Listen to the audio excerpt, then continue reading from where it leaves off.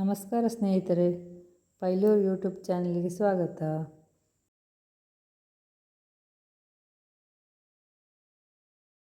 ಈ ವಿಡಿಯೋದಲ್ಲಿ ಈಗ ನೀವು ಬೇರೆ ಬೇರೆ ರೀತಿಯ ಔಷಧಿಯುಕ್ತವಾದ ನೀರನ್ನು ಹೇಗೆ ಮಾಡೋದು ಅಂತ ನೋಡ್ಬೋದು. ಈಗ ಇದು ನನ್ನ ಕೈಲಿರೋದು ನನ್ನ ಬೇರಿದು, ಅದರ ನೀರು ಎಲ್ಲ ಉಂಟು, ನೀವೀಗ ನೋಡ್ಬೋದು ಈ ವಿಡಿಯೋದಲ್ಲಿ. ಶುಗರ್ ಹೈ ಇದ್ದವರಿಗೆ ಕೂಡ ಸ್ವಲ್ಪ ಮಟ್ಟಿಗಾದ್ರೂ ಹೆಲ್ಪ್ ಆಗ್ಬೋದು.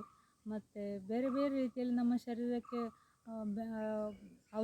ಔಷಧಿಯುಕ್ತ ನೀರು ಹೋದರೆ ದಿವಸದಲ್ಲಿ ಒಳ್ಳೆಯದಲ್ಲ. ಅದಕ್ಕಾಗಿ ಯಾವ ರೀತಿ ಕುಡಿಬೋದು ಅಂತ ನೋಡ್ಬೋದು. ಇದರದ್ದು ಕೂಡ ನೀರು ಮಾಡಿ ಕುಡಿಬೋದು. ಇದು ನುಗ್ಗೆ ಸೊಪ್ಪು, ನುಗ್ಗೆ ಗಿಡ, ಇದರ ಎಲೆಯದ್ದು ಕೂಡ ನೀರು ಮಾಡಿ ಕುಡಿಬೋದು.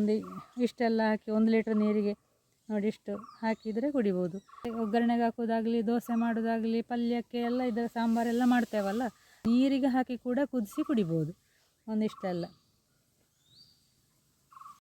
ನೋಡಿ, 1 ಸ್ಪೂನು ಸೋಂಪು,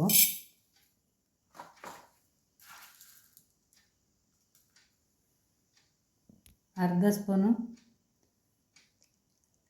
ಕೊತ್ತಂಬರಿ ಬೀಜ,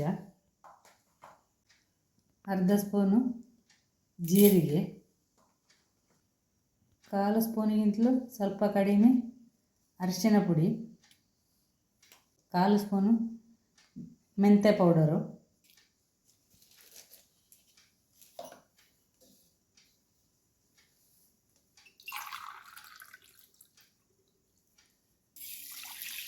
ನೀವು ಬೆಳಿಗ್ಗೆ ಎಷ್ಟು ನೀರು ಕುಡಿತೀರಿ ಅಂತ ನೋಡಿಕೊಂಡು ನೀರು ಹಾಕ್ಬೋದು. ನಾನೀಗ 3 ಲೋಟ ಹಾಕ್ತೇನೆ ಇದಕ್ಕೆ.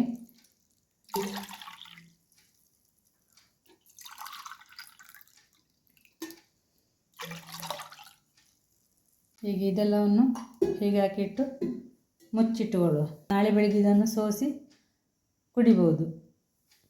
ಭಾಳ ಒಳ್ಳೆಯದಾಗ್ತದೆ ಬೆಳಿಗ್ಗೆ ಕುಡಿದ್ರೆ. ಬೆಳಿಗ್ಗೆ ಎದ್ದ ತಕ್ಷಣ ಹೀಗೆ ಕುಡಿಬೋದು, ಇದನ್ನು ಕುದಿಸೋದೆಲ್ಲ ಬೇಡ. ಮಾರನೇ ದಿನ ಬೆಳಿಗ್ಗೆ ಹೀಗೆ ಸೋಸಿಕೊಂಡು ಕುಡಿಬೋದು.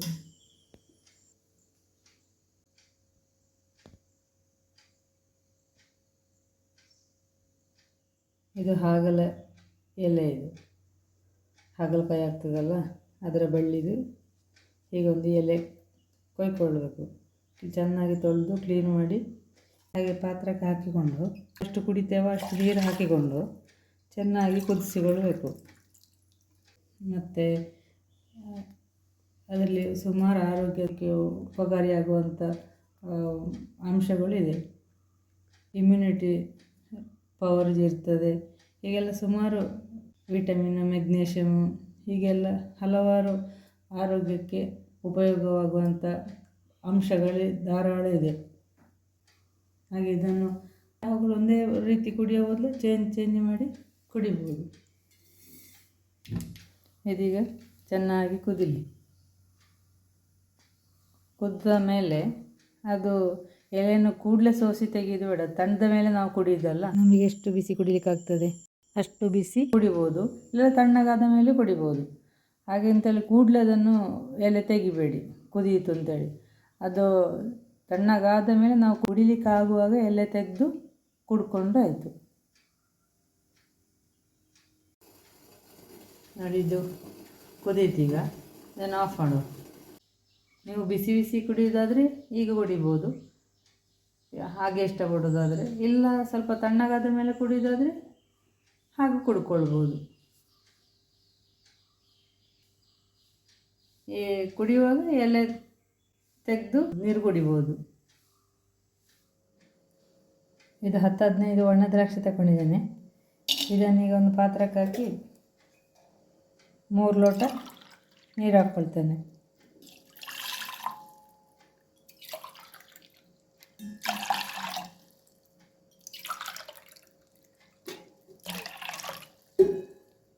ಇದನ್ನು ನಾಳೆ ಬೆಳಿಗ್ಗೆ ಸ್ವಲ್ಪ ದ್ರಾಕ್ಷಿಯನ್ನು ಕಿವುಚಿ ಕುಡಿದ್ರೂ ಒಳ್ಳೆಯದು.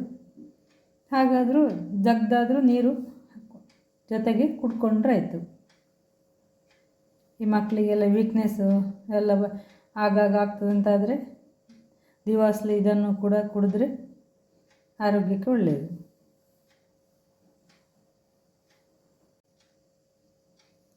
ದೊಡ್ಡವರು ಕೂಡ ಕುಡಿಬೋದು ಇದನ್ನು. ಇದು ನೋಡಿ ದ್ರಾಕ್ಷಿ ಎಲ್ಲ ಉಬ್ಬಿ ಬಂದಿದೆ.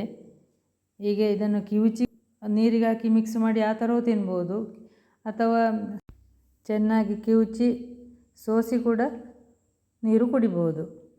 ನೀರಿನಲ್ಲೇ ಕಿವುಚಬೇಕು ಮತ್ತು ಸೋಸಿ ಕುಡಿಬೋದು, ನೀರಿನ ಜೊತೆ ಸೇವಿಸ್ಬೋದು.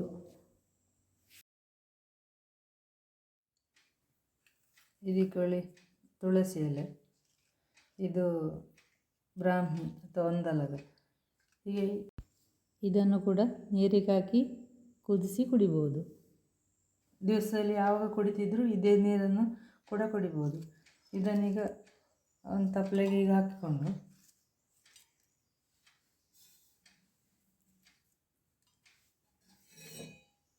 ಎಷ್ಟು ನಮಗೆ ನೀರು ಕುಡಿಲಿಕ್ಕೆ ಬೇಕು ಹೀಗೆ ಹಾಕಿ ಕುದಿಸಿ ಕುಡಿಬೋದು.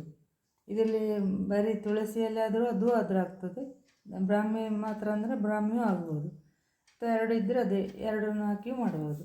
ಹೀಗೆ ಇದು ಕೂಡ ನಮಗೆ ಒಂದು ರೀತಿಯಲ್ಲಿ ಆರೋಗ್ಯಕರವಾದ ನೀರಾಗಿರ್ತದೆ.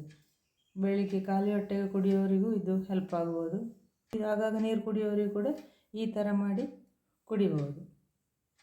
ಇದನ್ನೀಗ ಕುದಿಸುವ. ನೋಡಿ, ಇದು ಕುದಿದ್ರೆ ಸಾಕು, ಆಫ್ ಮಾಡುವ. ಇದನ್ನೀಗ ತಣ್ಣಗಾದ ಮೇಲೆ ಕೂಡ ಕುಡಿಬೋದು, ಇಲ್ಲ ಅಂತಂದರೆ ನಿಮಗೆ ಎಷ್ಟು ಬಿಸಿ ಬಿಸಿ ಕುಡಿಯೋರಿಗೆ ಇಷ್ಟ ಆದರೆ ಹಾಗೂ ಕೂಡ ಕುಡಿಬೋದು. ನೋಡಿ, ಇದು ಸುಗಂಧಿ ಬಳ್ಳಿ ಅಂತ ಹೇಳ್ತೇವೆ ನಾವು.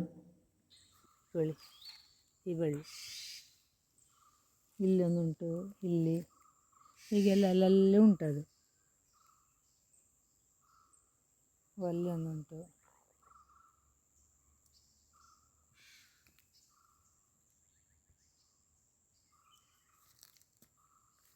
ಹೀಗೆ ಇದರ ಬೇರನ್ನು ಸ್ವಲ್ಪ ಕಷ್ಟ ಇರ್ತದೆ ಬರಲಿಕ್ಕೆ, ಕೈಯಲ್ಲಿ ತೆಗೆಯುವುದಾದರೆ. ಅದಕ್ಕೆ ಪಿಕಾಸಲ್ಲಿ ಹೀಗೆಲ್ಲ ಬರ್ತದೆ. ಅದು ಮೆಲ್ಲ ಹೀಗೆ ಇದನ್ನು ಪೊರ್ಪಿ ಹೀಗೆ ಕಿತ್ತುಕೊಂಡು ಇದೀಗ ಕಟ್ಟಾದರೂ ಕೂಡ ಮತ್ತೆ ಮಳೆಗಾಲದಲ್ಲಿ ಪುನಃ ಚಿಗುರಿ ಆ ಜಾಗದಲ್ಲಿ ಹುಟ್ಟುತ್ತದೆ ಅದು. ಈಗ ಇದನ್ನೀಗ ನಾವು ಇಷ್ಟು ಹೀಗೆ ಕಟ್ ಮಾಡಿ, ಬಳ್ಳಿ ಬೇಡ, ಈ ಬೇರನ್ನು ಹೀಗೆ ಚೆನ್ನಾಗಿ ತೊಳೆದು ಒಣಗಿಸಿಟ್ಟುಕೊಳ್ಬೋದು. ಮತ್ತು ಕುದಿಯುವ ನೀರಿಗೆ ಹಾಕಿ ಕುಡಿಬೋದು. ನೋಡಿ, ಇದು ನನ್ನಾರಿ ಬೇರೆ ನಾನು ನೀರಲ್ಲಿ ಹಾಕಿ ಕುದಿಸಿದ್ದು. ಈಗ ಇದನ್ನು ನಾನು ಸುಮಾರು 1 ಲೀಟ್ರ್ ನೀರು ಉಂಟು ಇದರಲ್ಲಿ. 1 ಲೀಟ್ರ್ 2 ಲೀಟ್ರ್ ನೀರಿಗೂ ಇಷ್ಟು ಬೇರು ಸಾಕು. ಹೀಗೆ ಇದನ್ನು ಕೂಡ ನೀರಿಗೆ ಹಾಕಿ ಇಡೀ ದಿವಸದಲ್ಲಿ ಹಾಗೂ ಕುಡ್ಕೊಳ್ಬೋದು, ಇಲ್ಲಾಂತಾರೆ ಬೆಳಿಗ್ಗೆ ಕುಡಿಯೋದಾದರೆ ಬೆಳಿಗ್ಗೆ ಕೂಡ ಕುಡ್ಕೊಳ್ಬೋದು. ಇದು ಕುದೀತೀಗ, ಇದನ್ನು ಆಫ್ ಮಾಡುವ. ವಿಡಿಯೋ ನೋಡಿದ್ದಕ್ಕಾಗಿ ಧನ್ಯವಾದಗಳು.